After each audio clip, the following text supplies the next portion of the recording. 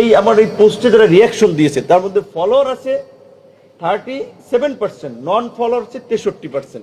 তার মানে যারা আমার ফেসবুক ফলো করে না, আমার সাথে কানেক্টেড নাই, নন ফলোয়ার 63%, তারাই সেই কমেন্টে গালিগালাজ আর ফেসবুক পোস্টে রিয়াক্ট।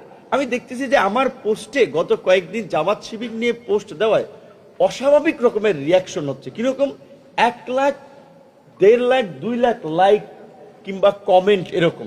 জ্বালারে জ্বালা, প্রতিমন্ত্রীর বুকে অনেক জ্বালা। তাদের যারা বিরোধী আছে তারা একটা ফুস করলে সেখানে পরে লাইক, লাভ, রিয়াকশন।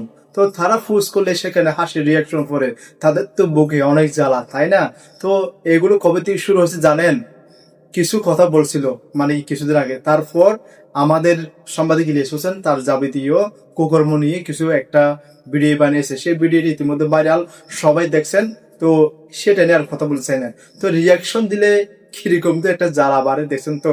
তো আসলে আপনারা সত্যিকার রাজনীতির দিকে দাবিতে হন, আর বাংলাদেশের মানুষ যে রাজনীতি করলে আপনারা মানুষ খুশি হবে সেটা করেন, দেশের মানুষের কথা বলেন।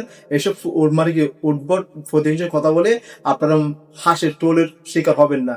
তো আপনার পাশে আরেকটা একটা মাল বসে আছে, সেটা হচ্ছে আমতারেক, বা হয়তো স্ক্রিনটা একটু ছোট হতে দেখা যায় নাই, তোমার তাকে আপনি সঙ্গী বানিয়েছেন। তো কি বলবো, আসলে সুরের সাথে সুর মিলে, আসলে নামাজের সাথে নামাজে মিলে। তো বুঝতে পারছি, আর কথা বাড়াতে চাই না, অবশ্যই কথাগুলো শুনলেন। তো প্রতিমন্ত্রীর কথার সাথে আপনাকে সহমত নাকি তার বিপক্ষে গিয়েছেন, অবশ্যই একটি করে মন্তব্য জানিয়ে যাবেন। কনভার্সে পারলে ভিডিওটা শেয়ার করে সবাইকে দেখার সুযোগ করে দিতে পারেন আপনার একটি মূল্যবান শেয়ারের মাধ্যমে। আল্লাহ হাফেজ।